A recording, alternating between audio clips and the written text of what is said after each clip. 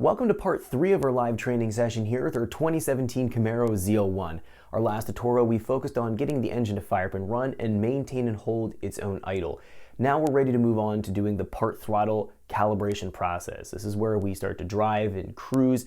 This is very important. We want good drivability. We want to make sure that the mass airflow and speed density airflow models are dialed in properly so the torque model is going to fall in line.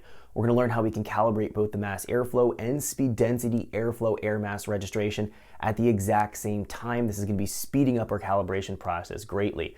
Without further wait, let's jump in so we can check this out. Welcome back to our live training session here with our 2017 ZL1 Camaro. In our last tutorial, we focused on the idle control process, getting things sorted out so the engine was able to fire up and hold its own idle and then return back into idle if we free revved it. Now we were having a little bit of issue there at towards the end, getting the engine to catch itself in its idle.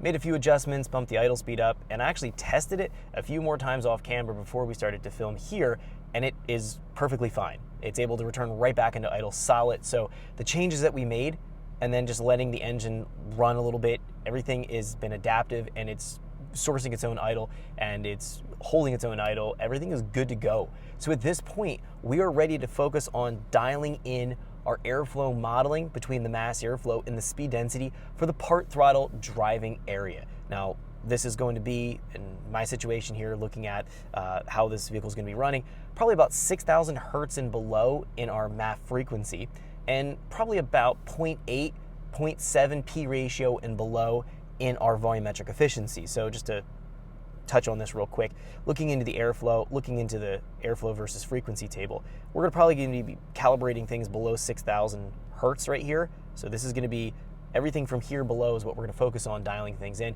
And then the next tutorial in the full throttle tuning will fill out the rest of the table, the upper half or third of the table that we have left here for the higher power and higher airflow amounts. That's going to be the mass airflow. And jump into our virtual volumetric efficiency. Taking a look at this, we've edited our idle area here quite a bit. But what we're going to find here is that we are going to be probably focusing on this particular tutorial from roughly maybe 0.9 P ratio and below. So this is going to be where we're going to be doing our heavy editing in this tutorial. This is where we're going to have most of our time for part throttle cruise area of driving. Now we have a transitional area here, this kind of mid-range section. This is going to be where we transition in and out of boost. So 1.0 P ratio will be the equivalent of atmospheric pressure, 100 kPa as long as we're at sea level. And then as we go above that, that's going to be positive manifold pressure. So we're really going to be focusing below that and from vacuum, so full vacuum all the way down here up to about atmospheric pressure is where we're going to calibrate.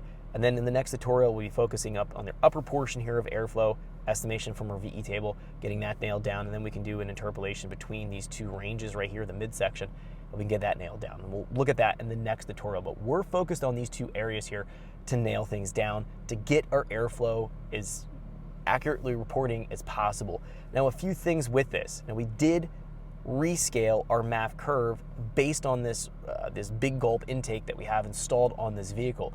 Now, we scaled it and then we found that it was overscaled a little bit. That was because I did not measure the stock intake, which I didn't have available, and I did not measure the inner diameter of this intake. If I did that, it would have been a much more accurate approach getting things fired up and running in that last tutorial, but no big deal. We scaled it out, we fixed it at idle. Now we're going to be testing it off idle. We'll see how far we're actually going to be off by. We're going to be using our VCM scanner to help guide us in making our changes. Now, we're going to be dialing in the mass airflow and the speed density at the same time. We're going to be using that method that I've outlined in the training course, specifically taking a look at our MAF channel here, the GMVE short-term fuel trim.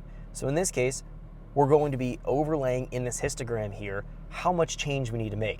Now, the parameter that we're going to be changing this by, or the values we're going to be changing this by, this is calculated. Thanks for checking out our teaser clip. If you want to see the rest of this video and more than 500 hours of current EFI training we have to offer, make sure you click right here. If you want to go and check out more teaser clips from this training course, click here, and you don't want to miss any of the videos we're going to be releasing on this channel, so make sure you subscribe and click here.